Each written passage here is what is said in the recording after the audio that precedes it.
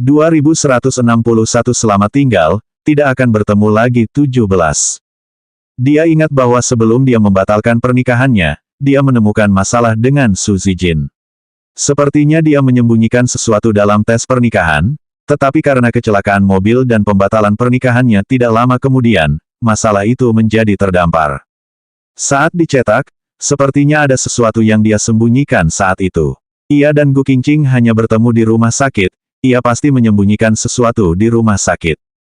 Tetapi setelah sekian lama, pemeriksaan fisik Su Zijin yang dia pegang saat itu juga hilang. Tapi Ni Zining samar-samar merasa bahwa pasti ada alasan untuk masalah ini. Tapi ketika pergi ke rumah sakit, dia pasti tidak bisa menemukan apa-apa. Setelah menikah, dia langsung pergi ke rumah Su.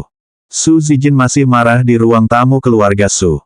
Jika bukan karena Ni Zining, dia pasti sudah dibunuh. Sejak kecil, tidak ada yang berani meninggalkan dirinya sendiri seperti ini. Tiba-tiba, ada apa? Li Hongrui melihat ketidakbahagiaannya, lalu bertanya padanya. Apakah Ni Zining membuatmu marah lagi? Tidak, tidak. Dia menenangkan kepalanya. Yang paling mengganggu adalah di sini, Ni Zining jelas meminta maaf padanya, tetapi dia harus mengatakan hal-hal baik kepada mereka di depan orang tuanya. Awalnya, tidak mudah bagi orang tua untuk menyetujui mereka untuk bersama lagi. Jika dipertemukan oleh orang tua, mungkin dia dan Ni Zining bahkan lebih tidak memiliki kesempatan untuk bersama. Li Hongrui tidak bisa mempercayainya. Begitu dia ingin mengatakan sesuatu, bel pintu berbunyi dan pelayan itu menjawab. Tuan Muda Ni ada di sini. Su Zijin yang baru saja membantu, tiba-tiba bangkit dan berbalik dengan marah. Tidak mau. Li Hongrui tahu begitu melihatnya, pasti kedua orang ini marah dan canggung. Dia segera berkata, kalau begitu aku akan menyuruh pelayan untuk mengusirnya. Ibu, mendengar akan mengusir Su Zijin langsung menolak. Li Hongrui tersenyum. Kalau begitu, biarkan dia masuk dan minta maaf kepada nona kedua Su. Jika itu tidak tulus, saya pasti akan melapor ke ayahmu. Ni Zining masuk dan segera meminta maaf. Maaf, tadi aku yang salah. Mendengar dia berbicara tentang ini, Su Zijin merasa sedih. Hari ini penampilannya sudah cukup bagus, melihat mereka, kembali lagi, dia juga tidak ikut mencari masalah, sudah cukup untuk menghormati mereka, dia masih berani memarahinya. Su Zijin tidak berbicara, tetapi Li Hongrui tidak tahan dan menjadi kasar, Zining, kami, tidak memaafkanmu, mengapa kamu melakukan kesalahan setiap saat? Kami, yang dibesarkan dengan ribuan harga, bukan untuk membuatmu marah. Aku tahu, ini salahku. Nanti, tidak akan pernah lagi. Ni Zining tenang dan teringat dengan perilakunya. Bagaimanapun, ini salahnya menunjuk galak pada wanita. Meskipun hubungan ini adalah kompromi yang tidak berdaya di bawah tekanan keras Su Zijin, tetapi karena dia telah memilih, dia tidak bisa menyalahkan orang lain. Jika dia tidak menemukan masalah dengan Su Zijin saat pergi ke rumah sakit kali ini, dia masih harus hidup baik dengan Su Zijin. Su Zijin masih tidak berbicara. Ni Zining datang. Aku serius. Sejak kecelakaan terakhir kali, aku selalu melakukan pemeriksaan fisik, tetapi belum pergi baru-baru ini. Aku tidak tahu, bisakah besok menemaniku ke rumah sakit untuk melakukan pemeriksaan pranikah? Pemeriksaan pranikah. Beberapa kata itu membuat mata Su Zijin berkedip dalam sekejap, tetapi ia mengerutkan kening. Petik 2 titik titik titik. Itu tergantung pada apakah aku punya waktu. Meski nadanya keras, artinya dia siap. 2162 selamat tinggal, tidak akan bertemu lagi, 18. Li Hongrui menonton di satu sisi dan akhirnya mengencangkan penutup kepalanya. Apa boleh buat, gadis bodoh ini terjebak oleh Ni Zining. Baru saja dia masih begitu marah. Menghadapi Ni Zining saat ini, dia benar-benar menjadi seperti ini. Tapi dia masih harus melihat. Besok dia akan menjemput Zi Pei, tidak ada waktu untuk berangkat bersamamu. Su Zijin baru saja ingin mengangguk. Ia menerima pesan di ponselnya. Setelah membaca pesan itu, ia segera berkata, Ibu Zijin, besok aku akan pergi ke rumah sakit dulu bersama Zining. Li Hongrui terkejut, mengapa putrinya begitu ceroboh. Ni Zining baru mengucapkan kata pun dan dia langsung setuju. Dia juga membantah. Tapi bukankah kamu sudah membuat janji dengan Zi Pei? Pesawat kakak baru saja tiba siang hari. Aku pergi ke rumah sakit untuk memeriksakan diri ke Zining. Tidak ada waktu untuk pergi ke sana. Putrinya berkata begitu, apa yang bisa dilakukan Li Hongrui, jadi dia harus mengancam Ni Zining lagi. Aku akan memberitahu ibumu nanti. Tapi Ni Zining melihat ekspresi yang tiba-tiba berubah, dan hatinya tampak sedikit terkejut. Keesokan harinya, Su Zijin pergi ke sana dan sedang melakukan pemeriksaan medis. Ia berkata tanpa sengaja, Zijin, aku akan menunggumu di kafe di seberang rumah sakit. Rasanya tidak nyaman di sini. Ni Zining mengangguk setuju, lalu mengikuti ke kafe. Dia melihat Su Zijin memasuki sebuah ruangan. Dia tidak mengikuti dengan terburu-buru, tetapi menunggu di sudut. Benar saja, tidak lama kemudian, seorang pria berjas putih berjalan masuk dan menutup pintu. Dia juga tidak bisa terlalu dekat, jadi dia harus menunggu. Untungnya, tidak lama kemudian kedua orang itu keluar. Su Zijin memasukkan sebuah barang ke dalam tasnya. Ketika sampai di pintu rumah sakit, Su Zijin masuk dulu. Dokter itu juga menunggu sebentar sebelum masuk. Su Zijin naik ke atas dan tidak melihat Ni Zining. Ia pun meneleponnya, Zining, kamu pergi kemana? Aku akan melakukan pemeriksaan di departemen lain, dan itu akan segera selesai. Tunggu sebentar. Ni Zining tentu saja mengikuti dokter itu. Setelah itu, ia mengetahui bahwa dokter itu masuk ke sebuah departemen. Nama dokter yang merawat langsung dicatat. Setelah ingat, dia kembali dengan wajah menyesal, Sang Xia, aku sudah berjanji menunggu. Apa waktumu sudah habis? Pergi jemput Kak Zipei dulu, aku akan pulang sendiri. Su Zijin jarang melihat Ni Zining begitu perhatian, dan dia juga sangat senang. Kalau begitu, aku akan menjemput kakak. Telepon aku setelah kamu selesai. Oke, pergilah dengan tenang. Setelah mengantar Su Zijin pergi, Ni Zining segera pergi ke kantor dokter itu. Setelah mengetuk pintu, orang itu tidak ada. Tepat ketika seorang perawat memasuki pintu, Ni Zining segera bertanya, siapa nama dokter muda di sini? Dokter muda, Dokter Wang Dan, dia baru saja keluar. Ada apa yang Anda cari?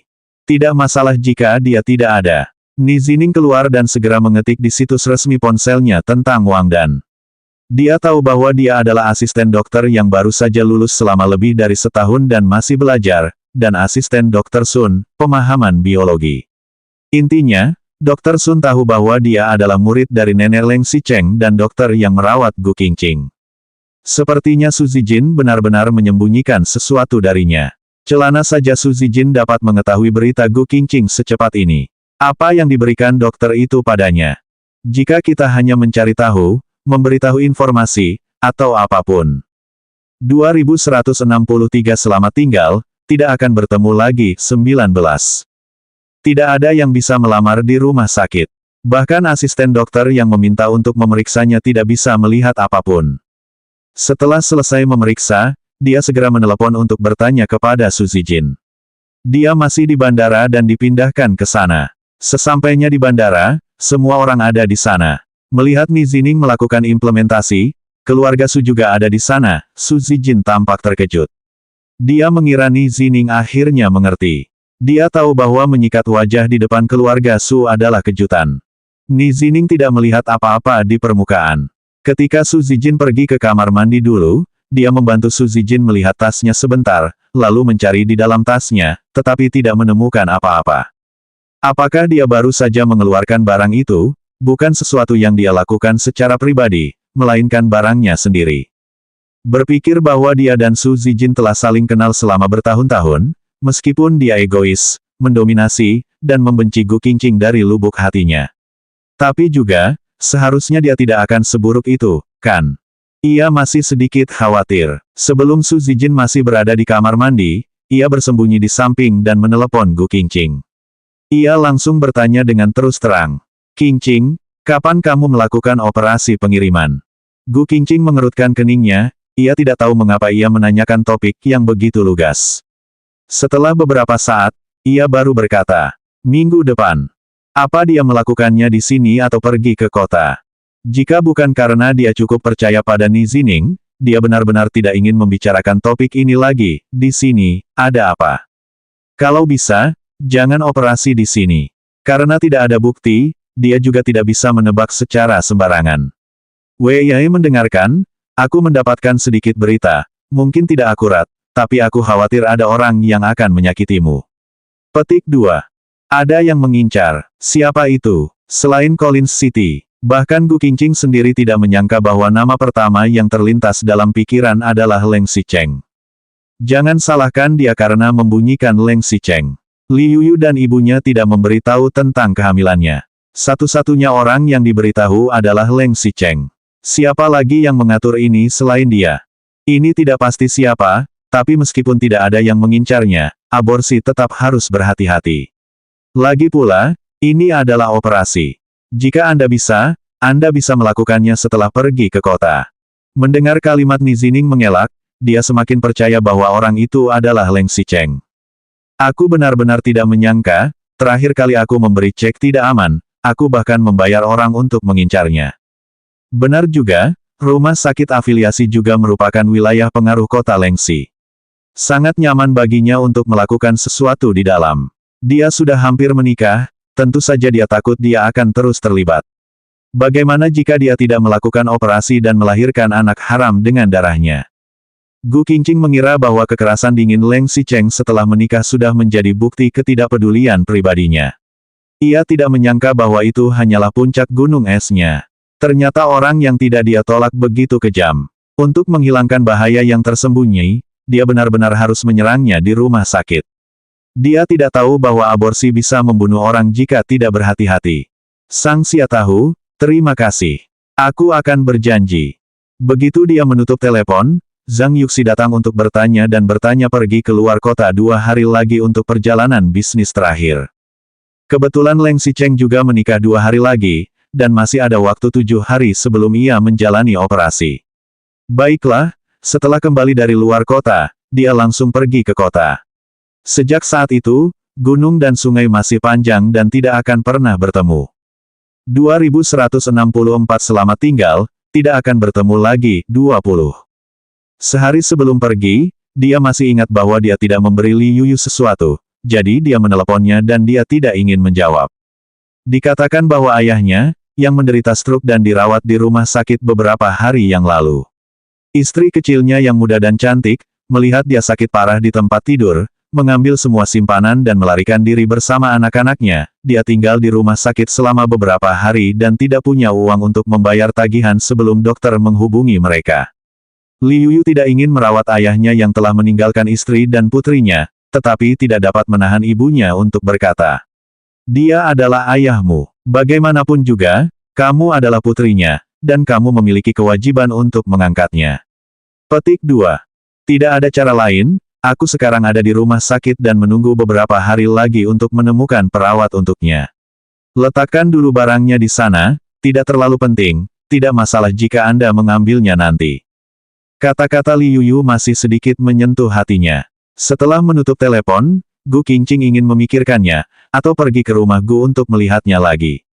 Bagaimanapun, itu adalah ibunya, dan dia telah memesan tiket dan terbang ke kota segera setelah dia kembali dari lokasi syuting luar kota. Operasi juga dijadwalkan di kota itu untuk memutuskan semua orang dan masalah di sini. Meskipun biaya hidup akan diberikan, saya khawatir saya tidak akan melihatnya untuk waktu yang lama.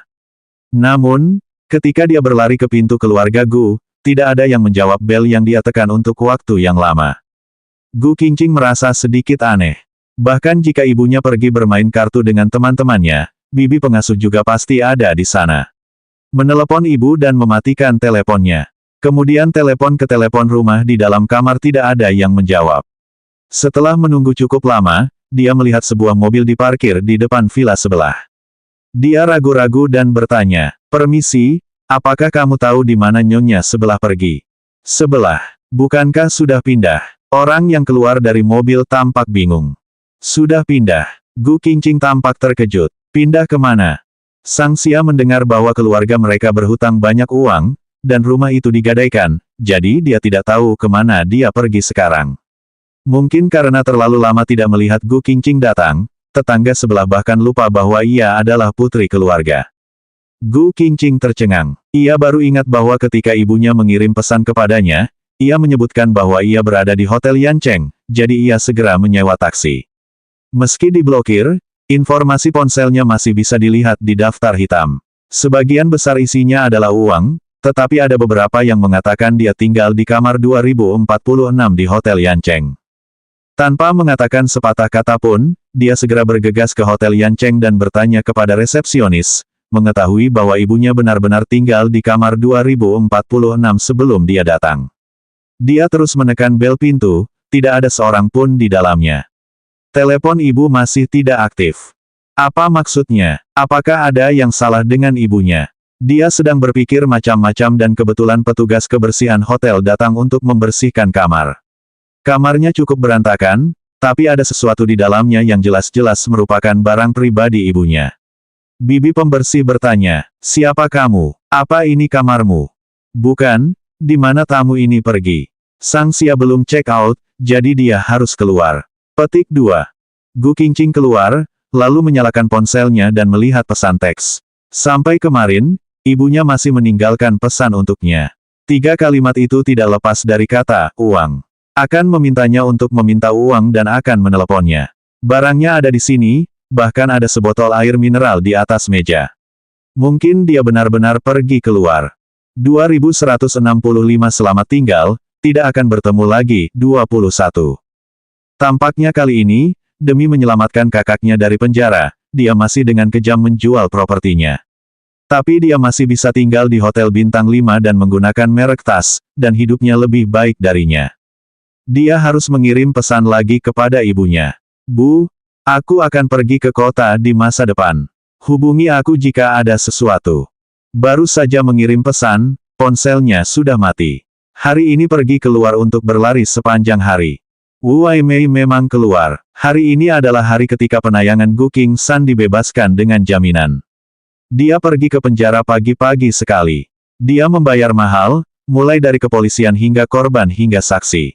Selain itu, dia juga meminta dokter untuk memberikan surat keterangan medis palsu yang membuktikan bahwa Gu Qingsan memiliki gangguan mental yang terputus-putus dan tidak sehat, sehingga pengadilan setuju untuk memberikan jaminan dan dengan mudah melakukannya. Satu-satunya masalah adalah mereka masih berinvestasi 1 juta yuan, dan mereka tidak bisa menggabungkannya. Setelah menunggu Gu Qingsan dengan susah payah, Wu Waimei segera menyambutnya. Setelah ditahan begitu lama, Gu Qingsan jelas terlihat jauh lebih kurus dan kuyu. Dia memiliki janggut yang kusut, tetapi ketika dia melihat ibunya, matanya masih terlihat pemberontakan. Pertama kali di pusat terpencil, dia masih khawatir, tapi sekarang dia sudah akrab, dan ekspresinya tenang. Satu-satunya hal yang menarik adalah Wu Waimei mengatakan kepadanya, "Untuk menyelamatkanmu dan membayar hutang judi itu, ibu sudah menjual rumah dan berinvestasi 1 juta. Sekarang tidak ada uang di rumah." "Apa?" Gu Qingsan mengira dia bisa keluar kali ini, dan Leng Xicheng membantu lagi. Tanpa diduga, keluarganya menjadi seperti ini. Gu Qingqing. Dia, orang luar memang tidak mengenal mereka. Serigala bermata putih adalah serigala bermata putih. Jangankan meminta uang, sekarang dia tidak menjawab teleponnya. Tepat ketika Gu Qingqing mengirim pesan teks, Wu Waimei meliriknya. "Apakah dia akan pergi ke kota?" "Kamu belum tahu. Su Zijin juga ikut hari ini. Dia akan pergi ke kota dan tidak akan kembali lagi." "Apa katamu?" Kali ini, Gu Qingsan dan Wu Waimei terkejut. Sang Xia benar, dia mengundurkan diri dari pekerjaannya dan pergi. Dia juga mengatakan pada rekan senegaranya sebelumnya bahwa dia akan pergi selamanya dan tidak akan kembali lagi. Jika Anda tidak percaya, Anda dapat memeriksa dengan santai, apakah Anda bertanya kepada teman baik Li Yuyu atau bertanya kepada orang lain, itu sama saja. Wu Waimei sangat marah, keluarganya masih berhutang 1 juta yuan, tapi Gu Qingqing berani kabur sendiri. "Bu, aku sudah bilang kalau dia adalah serigala bermata putih yang tidak kenal dekat." Sudah dikurung begitu lama, nada suara Gu Qingsan jelas terdengar sedikit marah, nada bahkan pembicaraannya terdengar begitu tenang, tapi memang begitu dialognya, tapi menunjukkan sedikit kekejaman. "Keluarga kami tidak kekurangan makanan untuknya, tidak kurang dari apa yang dipakainya, membesarkannya sampai sebesar ini, sekarang dia bilang pergi. Apa kau pernah memperhatikan ibumu? Jika tidak ada hal lain lagi, dia harus membayar 1 juta yuan. Aku khawatir kalian tidak akan mendapatkannya lagi." Su Zijin berkata dengan ringan, besok dia akan pergi ke luar kota. Setelah itu, dia mendengar bahwa dia akan terbang langsung ke kota dari luar kota dan tidak akan kembali sama sekali. Setelah dia pergi, alamatnya akan diganti. Di mana kalian akan mencarinya? Bahkan jika Anda melihat, dia tidak mau membayar, apa yang bisa Anda lakukan? Apa? Wu Waimei dan Gu Qingsan tidak menyangka dia berlari begitu cepat kali ini. Masalahnya, batas waktu pembayaran tunggakan pertama adalah lusa. Sebenarnya, aku punya satu cara. 2166 selamat tinggal, tidak akan bertemu lagi, 22. Karena dia tidak peduli dengan hubungan darah dagingnya, aku pikir kalian juga tidak perlu disungkan dengannya. Su Zijin berkata, aku pikir jika kita menangkapnya dan mengurungnya, dia pasti punya uang. Tapi dia pergi besok. Apa yang harus aku lakukan? Kau tahu di mana dia tinggal? Su Zijin harus mengatakan tidak tahu meskipun dia tahu, agar tidak ada kecurigaan oleh mereka. Dia menghiburnya. Aku tidak tahu di mana dia tinggal. Aku hanya tahu di mana mereka pergi untuk syuting, di sebuah kota kecil di perbatasan barat daya. Lalu bagaimana cara mencarinya? Kedua orang itu tampak sedih. Terserah kalian. Lagian yang butuh duit sekarang bukan saya. Su Zijin juga berkata untuk menjelaskan, jika puluhan juta lebih baik, 1 juta, aku benar-benar tidak bisa membantu. Anda tidak tahu uang keluarga saya, semuanya ada di ayah saya tidak bisa membantu Anda. Sepatah kata darinya menghalangi cara dua orang meminta untuk meminta uang. Tapi itu akan segera jatuh tempo pembayaran. Gu Qingqing tidak tahu, apa yang harus mereka lakukan. Tanda hubung tanda hubung tanda hubung tanda hubung. Gu Qingqing sama sekali tidak tahu apa yang ada di balik semua ini. Ia kembali ke kamar untuk mandi dan beristirahat. Keesokan paginya, setelah membersihkan diri sebentar, ia sudah bisa berangkat. Menurut teori umum, dia harus naik taksi dari rumah ke bandara. Tapi tidak tahu kenapa, sopir taksi bertanya kemana dia pergi, tetapi dia berkata, Villa Sishan. Ketika mobil berhenti di Villa Sishan, sopir mengingatkannya untuk pergi ke tempat itu. Dia mengangkat kepalanya dan terkejut ketika menyadari bahwa dia telah sampai di sini. Ketika dia baru saja ingin membiarkan sopir itu melanjutkan perjalanan, dia tiba-tiba menyadari bahwa ada suara dari Villa Sishan. Dia meminta sopir untuk berhenti dan melihat gerakan di dalam dengan tenang.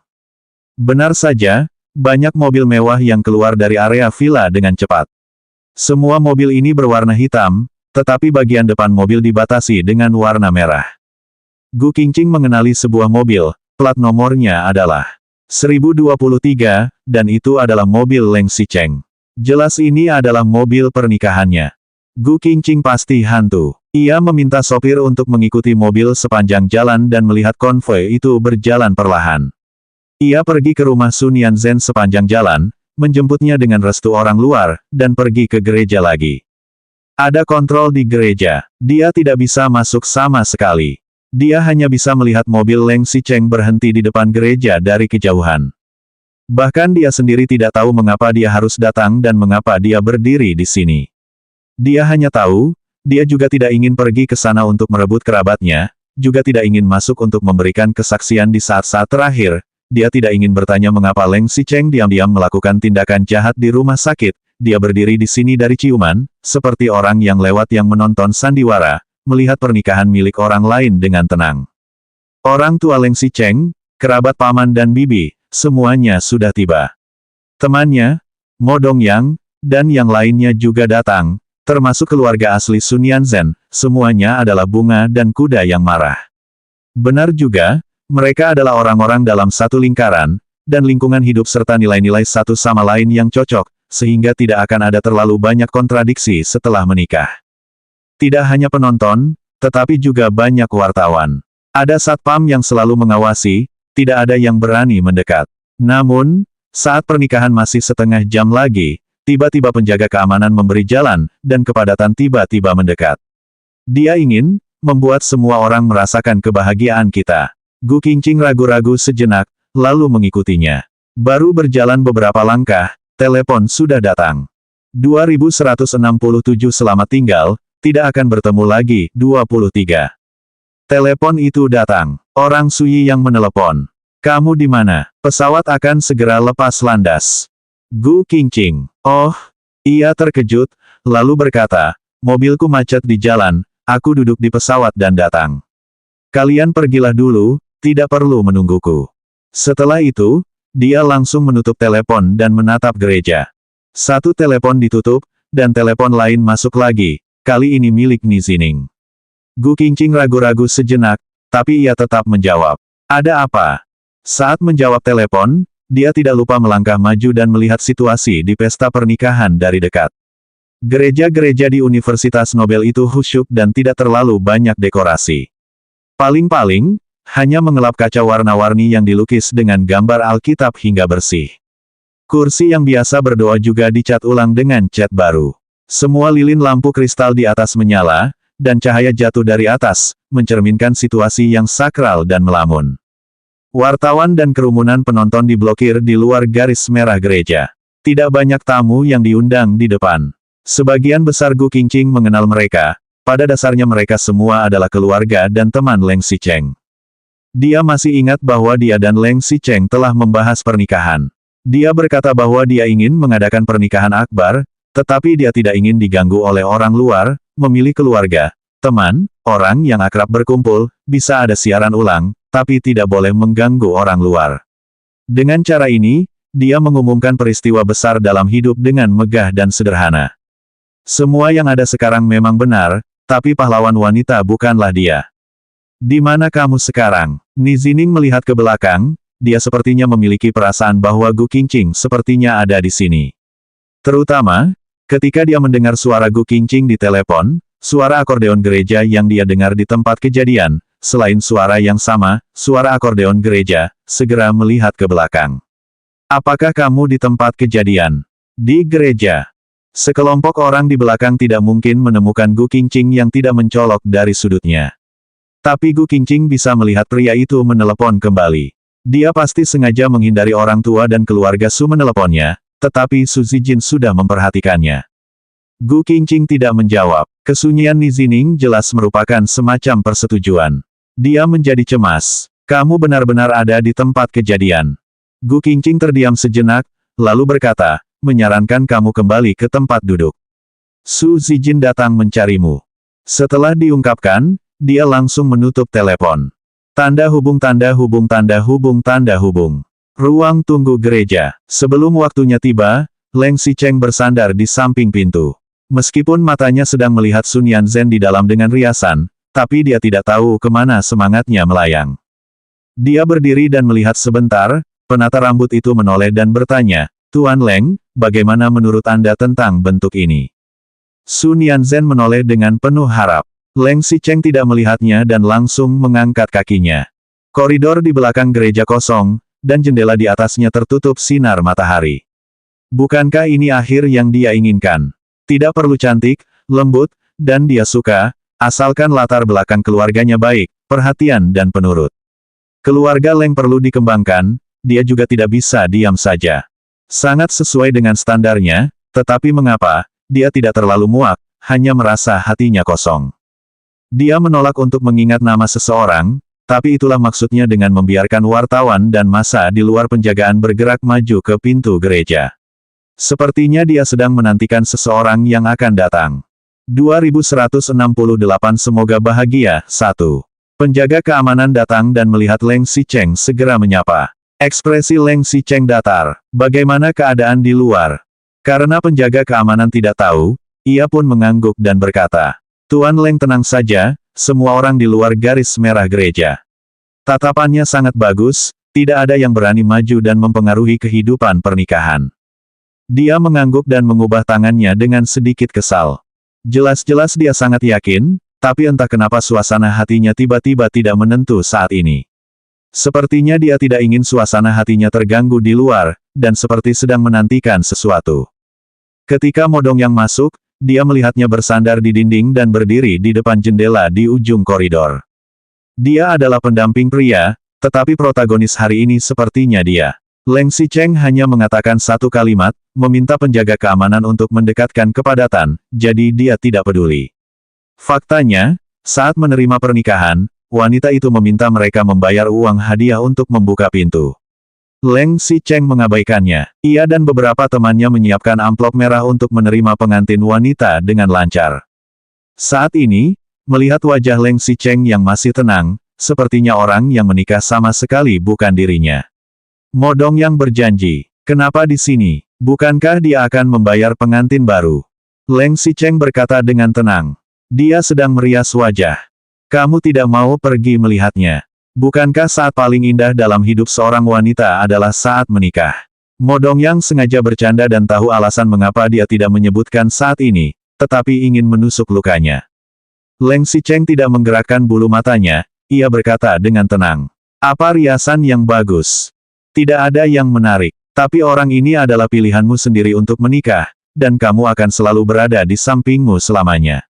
Apakah kamu yakin tidak ingin melihatnya? Leng Xicheng tidak mau bergerak, juga malas menjawab. Namun, dengan cepat, keadaan Gu Jing yang tidak berubah ini dengan cepat dipatahkan oleh Mo Dongyang.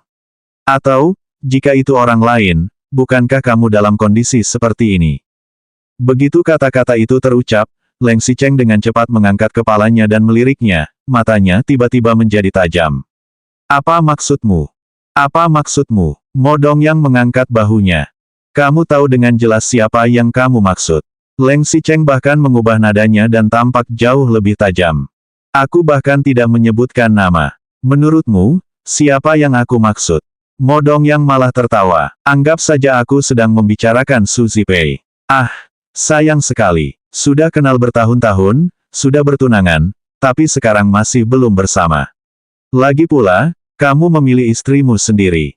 Kamu bukan aku yang akan hidup bersamanya di masa depan. Mo Dongyang berbalik dan pergi, Leng Xicheng tidak lupa maju 2 langkah. Bocah nakal, jangan pergi. Mo Dongyang mengabaikannya dan tetap pergi ke depan untuk melihat masalah. Leng Xicheng tinggal sendirian di koridor, jendelanya tidak tertutup rapat. Ia membuat angin bertiup, dan mengacak-acak poni di dahi. Ia menatap mengomel pohon yang bergoyang di luar jendela, suasana hatinya sedikit bergetar. Terakhir kali Gu Qingqing datang untuk menyatakan cintanya, kemudian ia memohon padanya karena masalah keluarganya. Meskipun dia marah pada saat itu, dia masih sedikit menantikan saat kembali. Dia tahu bahwa dia tidak pernah memiliki perasaan pada dirinya sendiri, dan dia selalu memanfaatkannya. Ada pepatah yang bagus, tidak takut dimanfaatkan, tetapi takut tidak ada yang menggunakannya. Jika dia tidak memiliki nilai guna, dia tidak akan pernah berada di sisinya. 2169 Semoga bahagia, 2. Malam itu, tidakkah dia menelepon dan mengatakan dia akan datang? Malam sebelum dia pergi ke Hokkaido. Dia sengaja menunggunya di dalam ruangan untuk waktu yang lama, tetapi tidak pernah menunggunya datang. Beberapa hari kemudian, dia membawa ponsel pribadinya di Hokkaido, dan dia tidak menelepon atau mengirim pesan teks. Sampai saat ini, tidak ada tanda-tanda untuk menghubunginya. Dia juga secara khusus mengirim orang untuk menyelidiki dan menemukan bahwa rumah mereka telah dijual dan menyelamatkan Gu Qingsan. Celana saja dia tidak perlu membayar sendiri, ternyata dia mendapatkan uangnya sendiri. Sampai saat itu, dia memerintahkan para penonton untuk membiarkan orang-orang di tempat kejadian mendekat, berharap dia bisa datang. Beberapa hari ini, publisitas yang dia lakukan sudah cukup besar. Seharusnya semua orang di Yancheng tahu bahwa dia akan mengadakan pernikahan di gereja di Yancheng. Mengapa masih belum ada berita tentang dia? Saat sedang berpikir, terdengar suara langkah kaki. Orang tua pengantin wanita datang, begitu pula orang tuanya. Ada juga beberapa kerabat yang lebih akrab yang juga pergi ke belakang panggung untuk melihat masalahnya. Begitu ayah Su dan ibu Su melihatnya, mereka langsung menyambutnya dengan senyum bahagia. Petik 2. Xicheng sangat tampan, di mana Nian Zhen? Leng Xicheng mengangkat kelopak matanya dan masih berdiri di tempatnya, malas untuk menyapa. Melihat wajahnya yang tenang dan tampak tidak senang sama sekali, Leng Yunting mengerutkan kening dan langsung menegur anak. Xicheng, kenapa tidak ada sopan santun? Memanggil yang lebih tua. Luo Qingsui segera datang untuk membantu. Xicheng merasa akan segera berubah, jadi tidak mudah untuk menembus. Petik 2. Leng Xicheng masih tidak menjawab, ia hanya mengangguk perlahan. Begitu dia mengangguk, Luo Qingsui segera berkata, Xicheng, kamu akan segera menikah. Kau harus bermaksud baik padanya, mengerti? Sebelum Leng Xicheng menjawab, pembawa acara di depan sudah mendesak. Waktu di depan akan segera tiba, persiapan bagaimana di sini?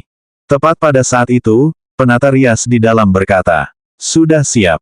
Saat berbicara, Sun Yanzhen yang berpakaian baru telah keluar, dan semua orang yang mengenakannya maju dan memuji.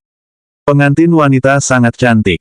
Leng Yunting dan Luo Qingsui tidak pergi, terutama Leng Yunting. Mereka hanya maju ke depan dan berdiri berdampingan dengan Leng Xicheng. Dengan suara yang hanya bisa didengar oleh Leng Xicheng, ia berkata, "Kamu yang memilih orang itu sendiri, dan kamu sendiri yang ingin menikah. Tidak ada yang memaksamu. Untuk siapa kamu menunjukkan sikapmu sekarang? Meminta kamu berhati-hati. Aku tidak bisa mengampunimu karena telah terjadi sesuatu yang luar biasa." Begitu dia selesai berbicara, Sun Yanzhen juga melangkah maju. Leng Yunting segera mendorong punggungnya dan mendorongnya ke depan Sun Yanzhen.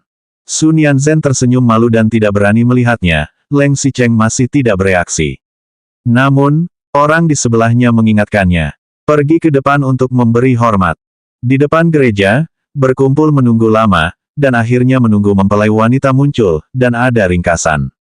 Gu Qingqing juga berdiri di pertemuan dan diam-diam melihat tempat pernikahan.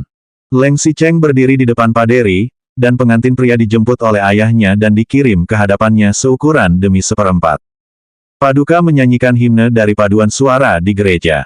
Pendeta Alkitab membuka dan melihat calon pengantin pria dan istrinya, dan langsung berkata, "Tuan Leng Xicheng, apakah Anda ingin menikahi Nona Sun Yanzhen sebagai istri Anda? Apakah Anda miskin atau kaya, sehat atau sakit, baik dalam keadaan baik atau dalam kesulitan, Anda ingin bersamanya dan tidak pernah pergi?" 2170 Semoga bahagia. 3. Leng Xicheng mengangkat kepalanya dan menatap Kristus yang sedang menderita. Cahaya itu seolah-olah memiliki ilusi yang sangat tidak nyata, seperti pengantin yang telah lama dinantikan olehnya. Melihat dia tidak menjawab, semua orang di gereja menjadi tenang. Menatap semua orang yang melihatnya. Terutama Sun Yanzhen yang terus memperhatikan dengan gugup, takut dia menemukan sesuatu, dan dia benar-benar menyesalinya. Melihat Tuan Leng Xicheng tidak menjawab, pendeta bertanya lagi.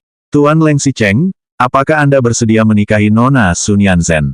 Apakah Anda miskin atau kaya, sehat atau sakit, baik dalam keadaan baik atau dalam kesulitan, Anda ingin bersamanya dan tidak pernah pergi?" Kali ini, Leng Xicheng terdengar mendengarnya. Matanya perlahan kembali, diperingati pada pendeta itu, dan melihat ke samping. Wanita di sebelahnya mengenakan gaun pengantin dengan riasan tebal, dan wajahnya penuh harapan, bukan Gu Qingqing. Sebelum dia selesai berbicara, dia hanya menutup sedikit matanya dan menutup mulutnya.